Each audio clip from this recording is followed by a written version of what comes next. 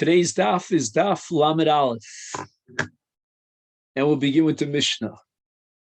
Meviim eitzim min asada. The Mishnah wants to know, on Yontif, does the Isur Muktzah apply to eitzim? Because you can have different categories of eitzim. You can have eitzim that are designated for building, and there's no building on Yontif. That would be Meleches Bona. You could have eitzim that are designated for hasaka, and that is for burning as fuel. And those eitzim are minam Mukhan. And the Mishnah says that you're allowed to bring eitzim that have been cut down before Yontif, even though they're in the field, out there in the field, and it's within the tchum of Alpayim Amma. So you don't violate the Isur of Chutz L'Tchum, which is an Isur that applies not only to Shabbos, but also to Yontif. But the Mishnah says, Min HaMechunos, which means that he gathered together the wood, these logs of wood before Yontif, and by doing so, he reveals his interest in using these logs of wood for his flame, for his fire on Yontif. And the Mishnah is implying that if the eitzim are what's called mifuzarim and they're spread around, and he has not revealed his interest in designating them for burning on Yontif, then you would not be allowed to gather together these logs of wood, because they would have the status of muktzah, and you cannot violate these of muktzah on Yontif. Tosfos is bothered by the fact that there should be another reason why you're not allowed to gather together the mefuzarim, and that's because of a malacha which is called ma'amer. But Tosfos says ma'amer only applies to makom gidula, where they grew, and here it's outside of the makom gidula. The Mishnah now tells us umin akarpaf afilu min ha'mefuzar. However, if you have an area that's closed off by mechitzos on all sides, that's called a karpaf, then those logs of wood are protected, that's called mishumar, and there's no muktzah, even if they're spread out, but as long as they're in an enclosed area called a karpaf. Ezu karpaf, the Mishnah asks, what is a karpaf? Which allows you, even in the case of mefuzarim, to take the trees in, the logs in, and use them for Yontif. Kol shesamach le'ir, according to the Tanakama, which is Rabbi Yehuda, Divrei Rabbi Yehuda, it's got to be close proximity to the city. And therefore, he has access to it, and he's considered as if he designated it by placing it in the karpaf, which is samach le'ir, before Yontif. So this is the shita of Rabbi Yehuda. Rabbi Yossi Omer kol shenichnasim bo lo b'posachas. We're talking about a karpaf, not in terms of its location and proximity to the city, but rather defining a karpaf by the security element that it has a lock and key. No one could get access to the karpaf, which is surrounded, as we said before, on all sides, unless he opens the lock with the key. So as a result of that security, the eitzim inside the karpaf, said Rabbi Yossi, are considered mishumar, they're protected.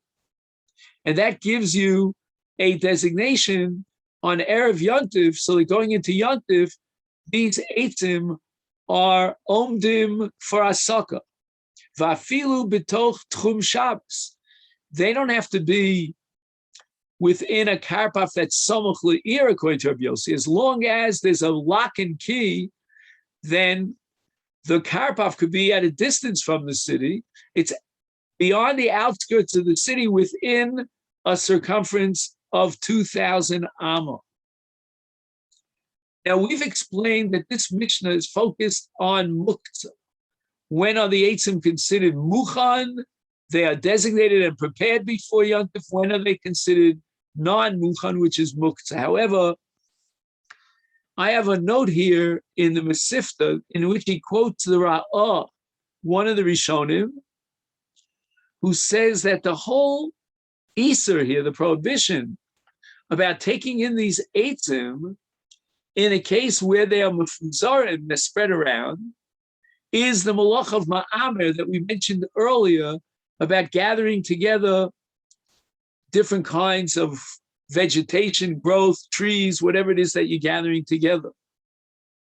Tosas, on the other hand, on the top of the Amud, points out that there's no Iser Ma'amer here, and the reason why there's no Iser Ma'amer in gathering together mefuzarim, the trees that are spread around throughout the karpaf, is because we're talking about shalom b'makom gidulam, as we mentioned earlier.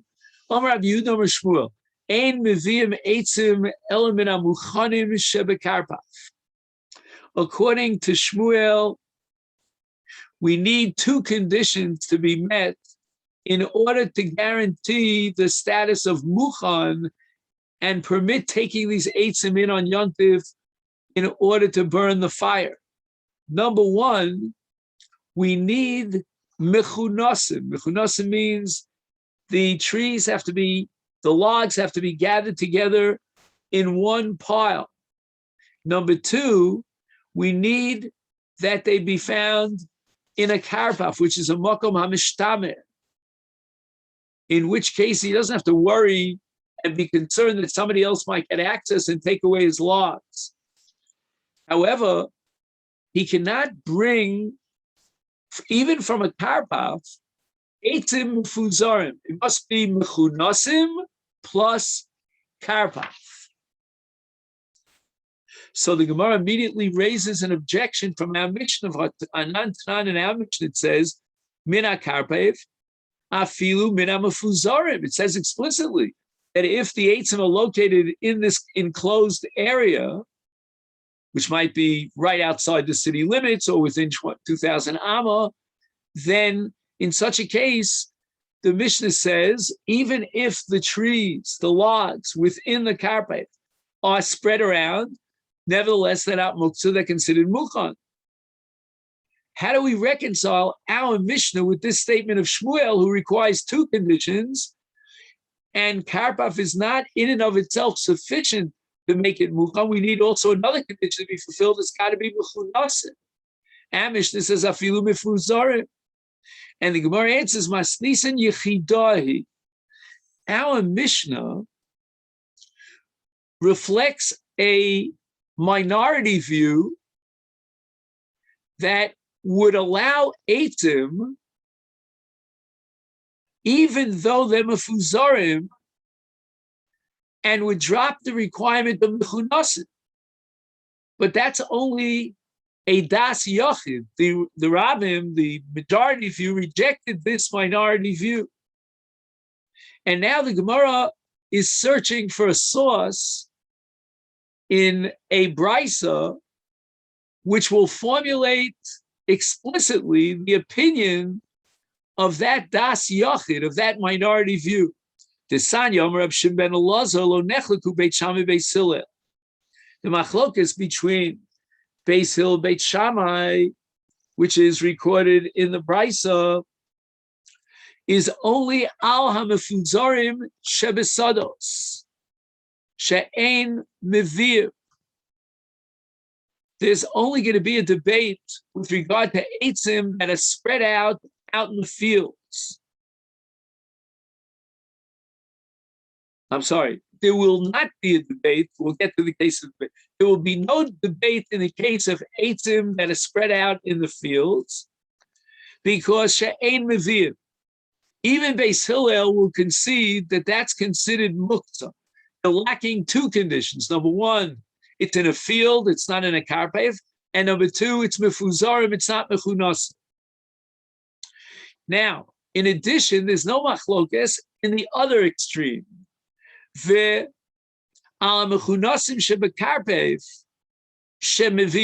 Everybody agrees, even Beit Shammai, that if you have both conditions, number one, it's mechunasim, the trees are gathered together. Number two, it's in a karpev. Then it's not muktzah. You've got two pluses here. And if you add A plus B, it's certainly not muktzah. It's in a makom mishtamer. It's gathered together. Alma nechleku, where is the battlefield between Beis Hillel and Beit Shammai? Al mifuzarim shebekarka, the al mechunasim shebesados. When you have one of two conditions, either you have a karpev, which according to Beis Hillel, in and of itself is sufficient to make the trees and give them a status of Mukhanim, even though they're mefuzarim, or alternatively, if they're mechunasim, even though it's out in the fields, but they are gathered together. So you have one of two conditions. Beit Shammai omrim lo yavi. We need two conditions to be fulfilled. Beis Hillel omrim yavi. So according to the tradition of Rabbi Shimon ben Elazar, Beis Hillel, and we can accept the halacha Beis Hillel, would require one of two conditions, either a karpav, even b'mefuzarim, or mechunasim, even b'sados. This was the transmission of Rabbi Shimon. However, the Chachamim disagree with Rabbi Shimon, and they hold that Beis Hillel and Beit Shammai argue the case where you have both mechunasim and karpev, where you need two conditions to be fulfilled. But if it's eitzim mefuzarim b'karpev or mechunasim b'sadeh, and it only has one milo, one advantage, then even Beis Hillel would concede to Beis Shammai that they're muktzah. And Shmuel accepted the opinion, the view of the Chachamim, and their transmission of the Machlokas Beis Hillel Beit Shammai, where Beis Hillel would require two conditions to be fulfilled. It's got to be both mechunasim and a karpev. Omar Rava, alei kanim v'alei gefanim. You have these kind of leaves that are very light as opposed to heavy, and the wind blows them away. And they are atzei kanim, atzei gefanim.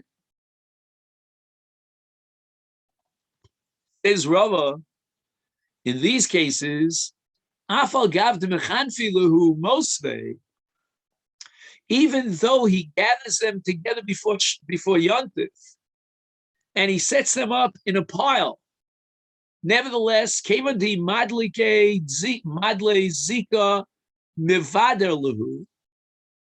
The word mevader means lefazer. Madle means if the wind blows, so zika is a wind, and madle means to blow. So if the wind blows, it will spread these leaves all over the place. And therefore, they have the status of kimifuzarim damu, as if they were scattered, even though he piled them up, and ve'asurim.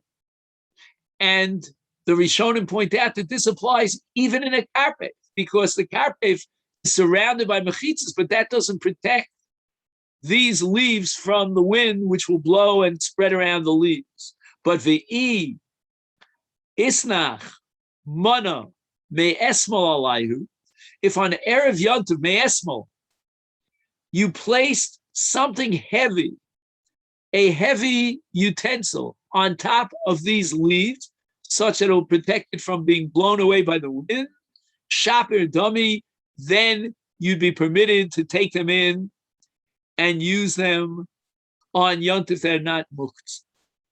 The Mishnah says, Ezu karpev. According to Rabbi Yehuda, it's got to be samach le'ir. According to Rabbi Yossi, it could be anywhere within alpayim amma. Iboilahu, the Gemara raises the following suffix. Heichi ka'amar. How do we understand and interpret that Mishnah? So first, we're going to call it A. the first interpretation. And we're focused now on the sheet of Rabbi Yehuda, samach le'ir. In the first interpretation that the Gemara offers, kol shesamach le'ir vehu de'islei posachas. Rabbi Yehuda requires two conditions to be fulfilled in order to generate the status of Mukhan for the trees, the eights and the logs. You need, number one, that it's in a karpev, which has to be samach le'ir. And number two, we need a posachas. We need a lock and a key. In other words, for a person to have das, to be what's called somech das on Erev Yontif, on these eitzim, he's not going to be secure and complacent unless he has both. Number one, that it's a karpef samach le'ir, and number two, that there's an extra element of shmira, of protection, because it's got a lock and a key. Also, Rabbi Eliezer Lememar, where does Rabbi Eliezer disagree with him? And he says, came under Islay Posacha, since in this case, Rabbi Yehuda, you're requiring a lock and key, then I feel it's so Tchum Shabbos. I don't need that it be inside a karpaf that's samach le'ir. Why do I need samach le'ir? You're telling me that if it's far away from the city, it's exposed to thieves and to animals, and it's not secure. And you're talking about a karpef that has a posachas. It has a lock and a key. Give it a break. If it has a lock and a key, then it's perfectly secure, and it could be far away from the city. That's A. And now we move on to B, a second interpretation. So again, summarizing the first interpretation, the machlokes between Rabbi Yehuda and Rabbi Yossi revolves around the issue of whether or not it's sufficient to have a posachas, even in the case of a karpef that's far from the city. Oh, Dilma. Now we have interpretation number B. Hachi kamar. This is what Rabbi Yehuda had in mind. Kol shesamach le'ir. You're allowed to bring the eitzim from a karpef that's samach le'ir. No mention here of a posachas. Bein de islay posachas, bein de lespe posachas. We don't care about a posachas if it's in a karpef, which is surrounded by mechitos, and it's samach le'ir. He has access, easy access to the karpef. That's enough of a security, and therefore he's somech das, and that's enough. If, on the other hand, the karpef is far from the city, then even though the karpef has a certain element of mishtamer by virtue of the fact that it is surrounded by mechitos, nevertheless the eitzim are still mukt. Also, Rabbi Yossi lememar. Now we can reinterpret Rabbi Yossi when he disagrees with Rabbi Yehuda. Lememar, and he comes to tell me that afilu, even if the karpef is far from the city, it's toch tchum Shabbos. Nevertheless, you're allowed to bring the eitzim from that karpef. But v'dafka de islay posachas, if it's far away from the city, then I need both karpef, surrounded by mechitzas, plus posachas. And avalesle posachas, if it doesn't have a lock and a key, then afilu samach le'ir namilo. A karpef in and of itself, no matter how close and proximate it is to the city limits, is not enough to give you a smichus das and give the eitzim the status of Mukhan unless you have a posachas. It means that according to Rabbi Yehuda, everything depends upon smichus le'ir. It doesn't matter one way or the other whether you have a posachas, it's under lock and key, it's a karpef that's samach le'ir. According to Rabbi Yossi, it doesn't matter whether it's samach le'ir or it's not samach le'ir. Everything depends upon a mafteach. So that each one, Rabbi Yehuda and Rabbi Yossi respectively, have a key element, a condition, which generates the status of Mukhan on the Eitzim. According to Rabbi Yehuda, it's the Karpef Samach Le'ir. According to Rabbi Yossi, it's not the question of Samach Le'ir, it's the question of a Posach. Toshma, which of these interpretations are correct? Let's go back to our Mishnah. Rabbi Yossi Omer Kol Shenich Nosim Lo B'Posachas Va'afilu B'Toch Tchum HaShabbos. Rabbi Yossi teaches me that we need this condition of a posachas, but only because it's a karpef that's far from the city. And that's why he adds the words afilu b'toch tchum Shabbos, meaning even though the karpef is far from the city limits, it may be as much as 2,000 amma minus a mashu away from the city limits. Nevertheless, it has a posachas. But if it would have been a karpef samach le'ir, which was the case described earlier by Rabbi Yehuda, then you would be allowed, according to Rabbi Yossi, to bring the eitzim even without a posachas. And this proves the first sad in the Gemara's Safek. Shmami no Rabbi Yossi tarte lekula kam. Rabbi Yossi requires one of two conditions.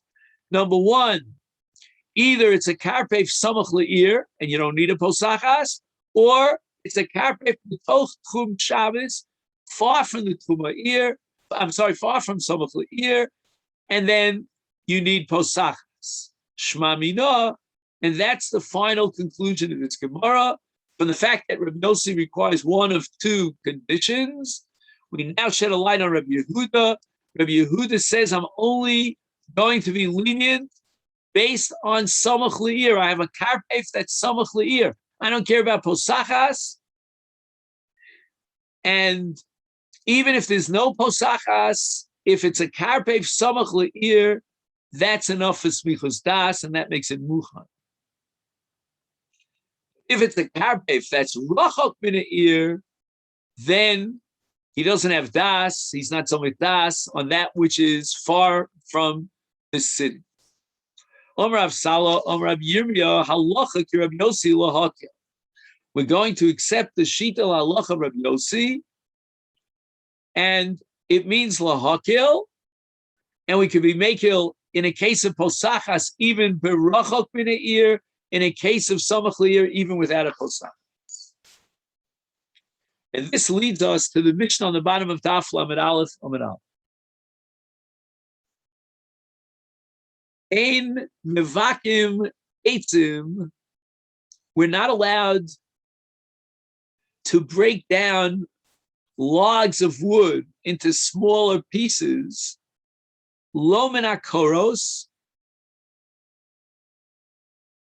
If, let's say, you had a beam, which is a very substantial volume of wood, and it broke on Erev Yontif, and therefore it's designated for hasaka, for burning, for combustion.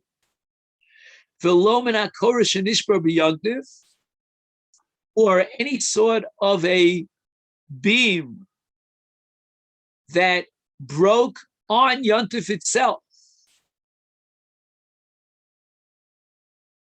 What does it mean? He's going to take a korah and then it breaks down on Yontif. Well, in such a case, there's a malacha and a tircha yisera. There's extra effort that he has to put in order to get access to this korah. And the Gemara is going to explain this. V'ein mevakim, and we're not allowed to saw down koros on Yontif lo b'kardum, and now we're talking about some sort of an axe a kardum, because that's used by the umnim, by the professionals. Below b'megera, megera is a kind of a pitchfork.